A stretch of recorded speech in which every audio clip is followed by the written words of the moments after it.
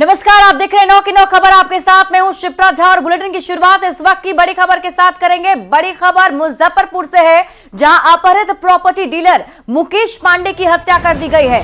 दरभंगा में मुकेश पांडे का शव मिला है। दरभंगा के अलीनगर थाना क्षेत्र के बलैता पुल के पास कारोबारी का शव बरामद किया गया। आपको बता दें कि प्रॉपर्टी डीलर मुकेश पांडे सोमवार से लापता थे।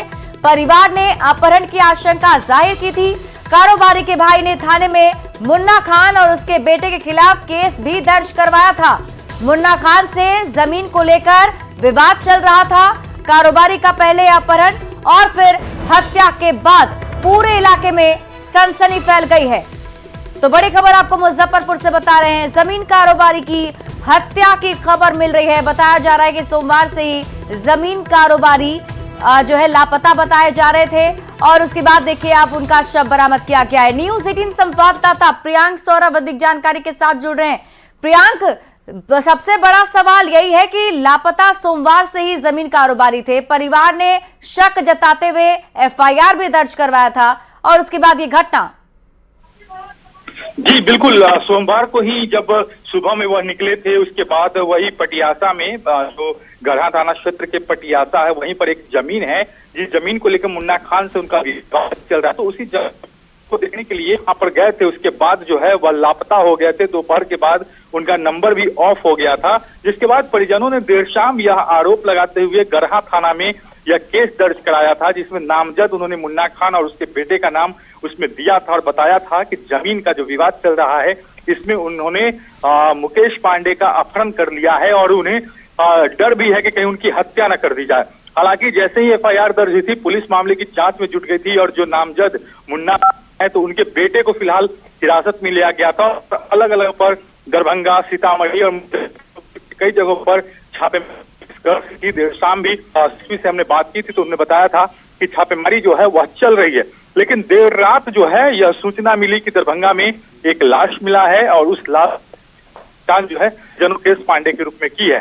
तो जमीन विवाद में अपहरण हुआ और उसमें उनकी हत्या की बात जो है वह सामने आई है। जी ठीक है प्रियंका, आप इस खबर पर नजर बनाए रखिए। बहुत बहुत शुक्रिया तमाम जानकारी के लिए।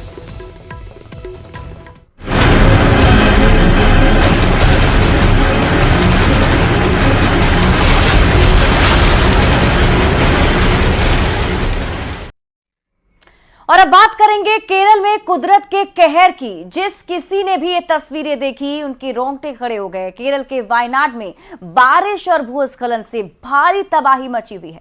अभी तक हम आपको ताजा अपडेट बताएं तो करीब 150 से ज्यादा लोगों की मौत हो गई है और इस हादसे में बिहार के वैशाली के रहने वाले 6 से ज्यादा लोग लापता हैं, जबकि एक युवक घायल बताया जा रहा है। तो वहीं 2 लोग इस हादसे में बाल बाल बचाए गए हैं। वैशाली के पौझा गांव के कई लोग मजदूरी करने के लिए वायनाड गए हुए थे और इसी बीच वहां भूस्खलन हो जाता है। बताया जा रहा है कि गांव के दुखन पासवान का बेटा अरुण पासवान इस हादसे में घायल हो गया है, जबकि बिजनेशिया पासवान और उपेंद्र पासवान और उसकी पत्नी फूल कुमारी हादसे का शिकार हो गई हैं, जिनका कोई पता नहीं चल रहा है। और आपको बता दें कि इस गांव के कई लोग चाय बागान में काम करने के लिए वायनाड गए हुए थे और उसी वक्त ये हादसे का शिकार हो गए हैं।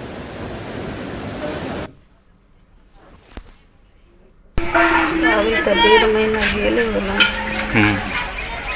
क्या करते थे? वही चपाती काटत रहल ना। ये कब मालूम हुआ ये घटना के?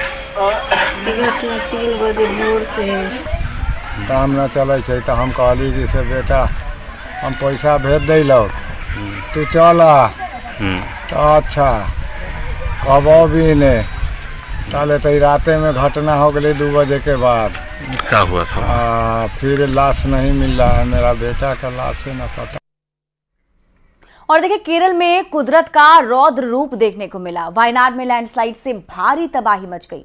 100 से ज्यादा लोगों की जान अब तक जा चुकी है। सेना और एनडीआरएफ की टीम रेस्क्यू ऑपरेशन में जुटी हुई है। आप ये डिटेल रिपोर्ट देखिए।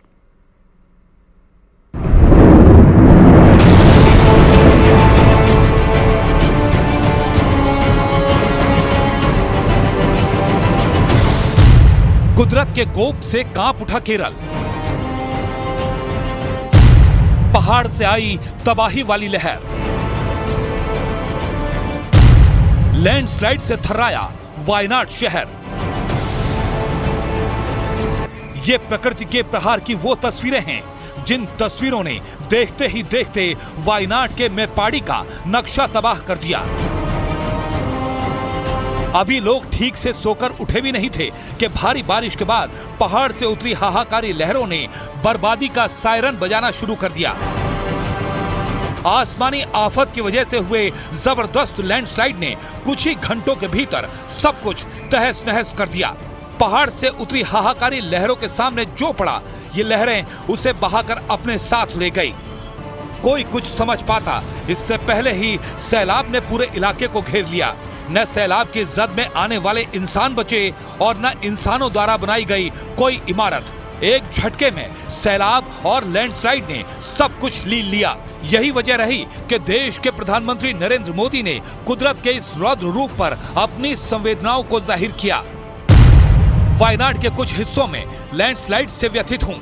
मेरी संवेदनाएं उन सभी लोगों के साथ हैं जिन्होंने अपने प्रियजनों को खोया है और जो घायल हुए हैं। उनके लिए प्रार्थना करता हूं।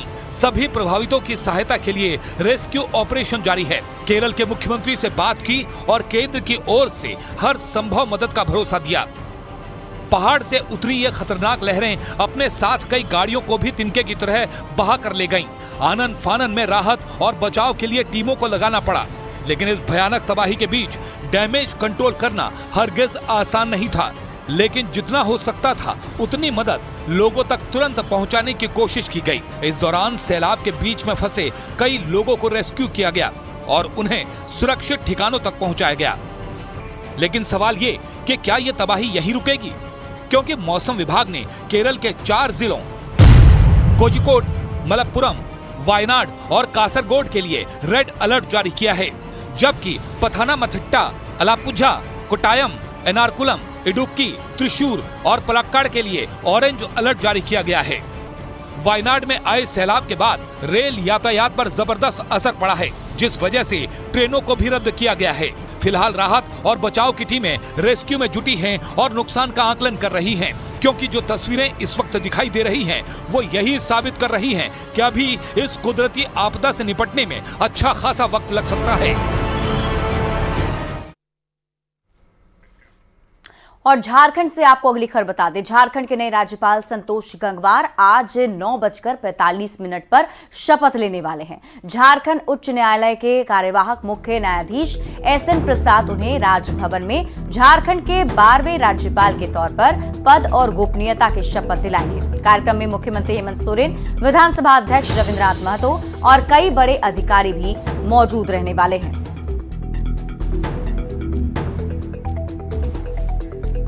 और इसी बीच आपको अररिया से बड़ी खबर बता दें। पुलिस और ग्रामीणों में झड़प की खबर है। बिजली कटौती को लेकर पुलिस और ग्रामीण आपस में भिड़ गए। ग्रामीणों ने रोड़ेबाजी की और इस पत्थरबाजी में 6 पुलिसकर्मी घायल हो गए हैं। तो बड़ी खबर आपको अररिया से बता रहे हैं। बिजली कटौती से नाराज ग्रामीण पुलिस से उलझ गए। पत्थरबाजी की गई है जिसमें 6 पुलिसकर्मी घायल हो गए हैं। भरगामा थाना अध्यक्ष को भी चोट लगी है। 3 लोगों को हिरासत में लिया गया है। भरगामा के खजूरी की घटना बताई जा रही है।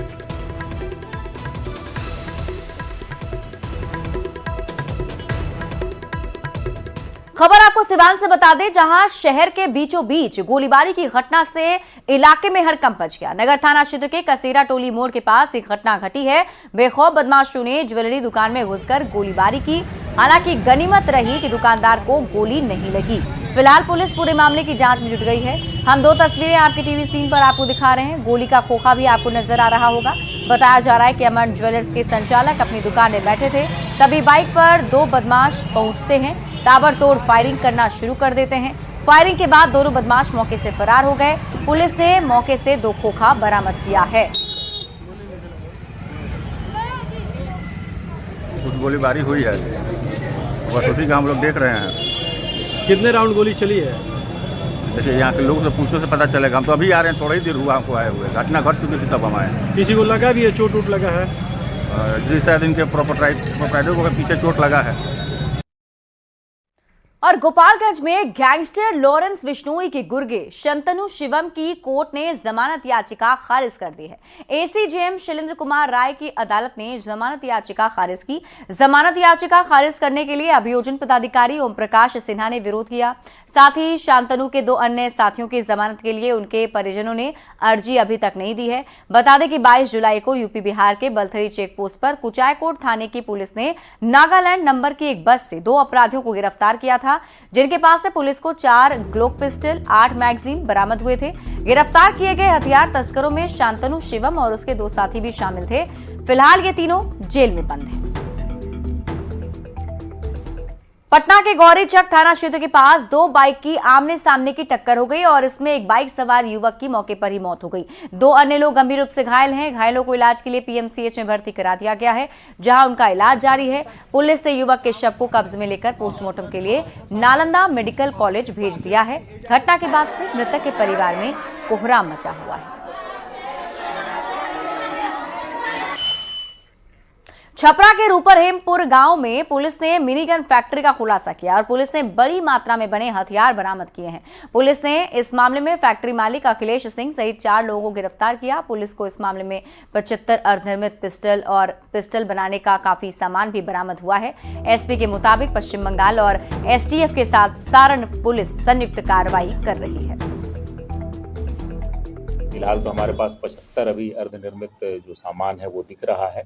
इसके अलावा इसको काट करके हजारों की संख्या में लोग बना सकते थे। और इसमें जो मुख्य जो कार्य करने वाले हैं वो लोग मुंगेर से लाए गए हैं, जिनकी शिनाख्त हुई है, और 4 वहाँ के लोग पकड़े गए हैं जो कासिम बाजार मुंगेर थाना के रहने वाले हैं। इसमें जो मुख्य मालिक है उसकी भी गिरफ्तारी हो गई है, जिसकी ज़मीन पर ये काम हो रहा था, और एक अभियुक्त फरार होने में सफल हो गया है। उसको भी हम लोग बहुत जल्दी पकड़ लेंगे। और खबर आपको खगड़िया से बता दें, जहां पुलिस ने बिलदौर थाना क्षेत्र के चक्रमणिया गांव स्थित एक घर में छापेमारी कर भारी मात्रा में अवैध हथियार और जिंदा कारतूस बरामद किए हैं। इस मामले में पुलिस ने एक महिला समेत 3 हथियार तस्करों को गिरफ्तार किया है और बताया जा रहा है कि राना दुकान की आड़ में ये लोग हथियार बेचने का धंधा किया करते थे। एसपी की माने तो छापेमारी के दौरान घर से 20 देसी कट्टा और 79 जिंदा कारतूस के साथ ही गांजा बरामद किया गया है। ये सभी मुंगेर से हथियार खरीद कर लाते थे और खगड़िया के साथ साथ आसपास के जिले में हथियार बेचने का काम करते थे। पता चला है कि इन लोगों के द्वारा बहुत लंबे समय से हथियारों की तस्करी की जाती थी और खगड़िया और आसपास के जिलों में इसका सप्लाई किया जाता था। ये हथियार लाते थे? ये हथियार जो है उन्होंने अभी अनुसंधान के दौरान ये पता चला है कि जो मुंगेर का टीकारामपुर है वहाँ पर ये हथियारों का निर्माण होता है और वहाँ से फिर ये लोग अपना हथियार खरीदते हैं और उसको सप्लाई करते हैं। मुजफ्फरपुर के गायघाट थाना क्षेत्र में एक पुल के नीचे अज्ञात व्यक्ति का शव मिला है और शव मिलने के बाद इलाके में सनसनी मच गई। सूचना मिलने पर पुलिस मौके पर पहुंची है। फिलहाल शव को पोस्टमार्टम के लिए एसकेएमसीएच भेज दिया गया है और पुलिस अब शव की पहचान करने में जुट गई है। इसकी पहचान अभी तक नहीं हो पाई है, अज्ञात शव है और डेड बॉडी को भी हम लोग ये पोस्टमार्टम के लिए भेजा जा रहा है एफएसएल की टीम। और गया में लगातार हो रही लूट और छिनतई की घटना को लेकर बिहार सरकार के पूर्व कृषि मंत्री और आरजेडी विधायक सर्वजीत ने एक वीडियो जारी किया है। उन्होंने कहा कि गया में आए दिन यहां पर्यटकों से लूट और छिनतई की घटना होना आम बात हो गई है, जिस कारण देश और विदेश में बिहार की काफी बदनामी होती है। हम प्रशासन से मांग करते हैं कि तत्काल उच्च स्तरीय बैठक कर इस तरह की घटना पर अंकुश लगाने का प्रयास किया जाए।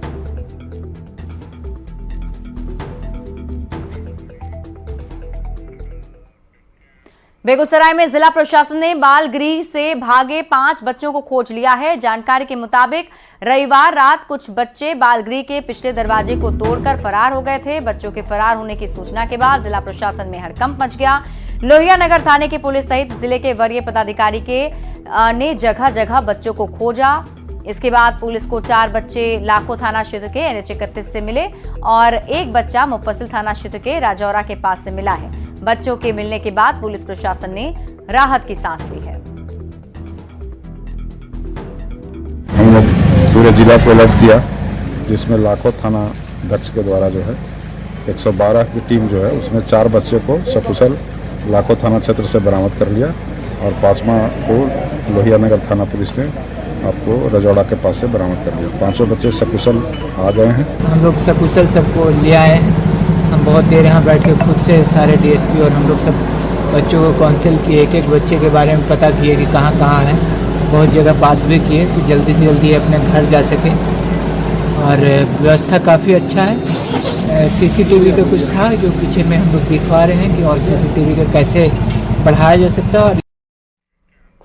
और देखिए, दिल्ली के कोचिंग संस्थान में 3 छात्रों की मौत के बाद पटना प्रशासन भी एक्शन मोड में आ चुका है। बिहार की राजधानी में कोचिंग संस्थानों को लेकर बनी जांच कमेटी कोचिंग सेंटर्स की जांच शुरू कर चुकी है। हालांकि न्यूज़ 18 के कैमरे में कुछ कोचिंग सेंटर में लापरवाही का आलम भी देखने को मिला है।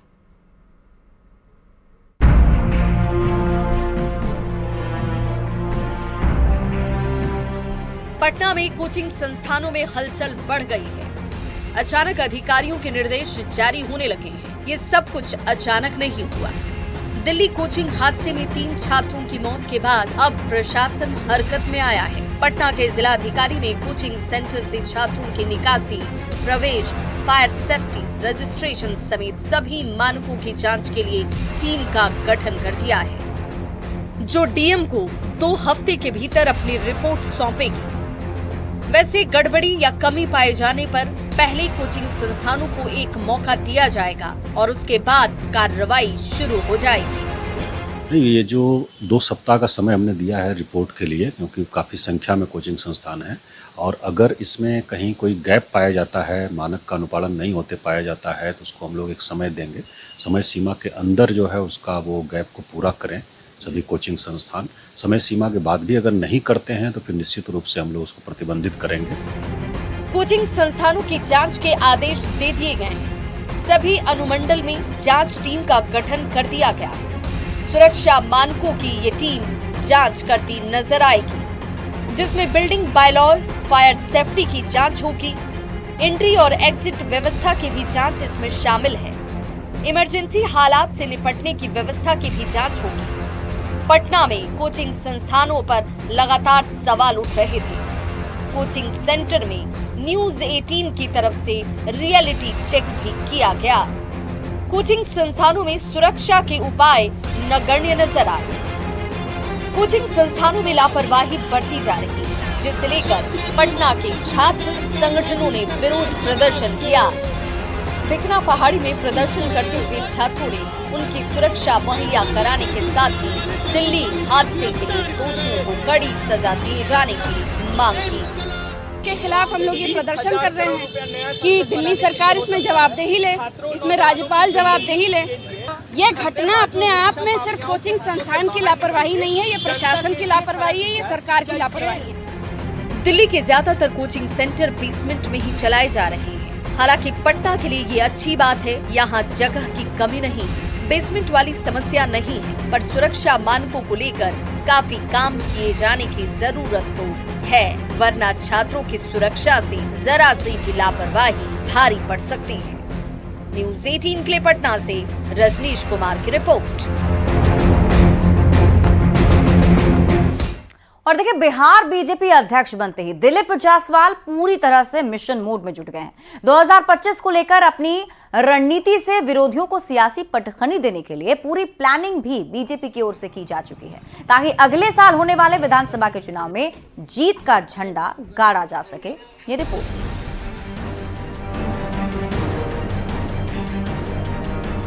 बिहार में अगले साल विधानसभा चुनाव है और उससे पहले बीजेपी ने दिलीप जायसवाल को पार्टी का प्रदेश अध्यक्ष बनाकर उनके कंधे पर बड़ी जिम्मेदारी दी है। वहीं दिलीप जायसवाल भी प्रदेश अध्यक्ष बनते ही मिशन मोड में जुट गए हैं। वो लगातार संगठन के पदाधिकारियों के साथ बैठक कर प्रदेश में चल रहे पार्टी के कार्यक्रमों की समीक्षा कर रहे हैं और जल्द ही सूबे की सभी सीटों का दौरा भी करने का ऐलान कर चुके हैं। तो एक बार सभी कार्यकर्ताओं से जाकर विधानसभा वाइज ही मिलना, ये प्रदेश अध्यक्ष का कर्तव्य है कि हमारे पास कार्यकर्ताओं की बहुत बड़ी फौज है और नीतीश कुमार जी का नेतृत्व भी है, नरेंद्र मोदी जी का नेतृत्व भी है। इसका फायदा मुझे बहुत ज्यादा मिलेगा, बस इसको सकारात्मक ऊर्जा का सिर्फ संगठन करके उपयोग कर लेना है। दिलीप जायसवाल सियासी अखाड़े के पुराने खिलाड़ी हैं। उन्हें पता है कि कब कौन सी चाल से विरोधियों को पटखनी दी जा सकती है। यही वजह है कि राहुल गांधी ने जब संसद में बजट पर बयान दिया तो दिलीप जायसवाल ने तंज कसते हुए उनके आईक्यू पर ही सवाल उठा दिया और कहा कि राहुल गांधी को हिंदुस्तान को समझने में अभी काफी समय लगेगा।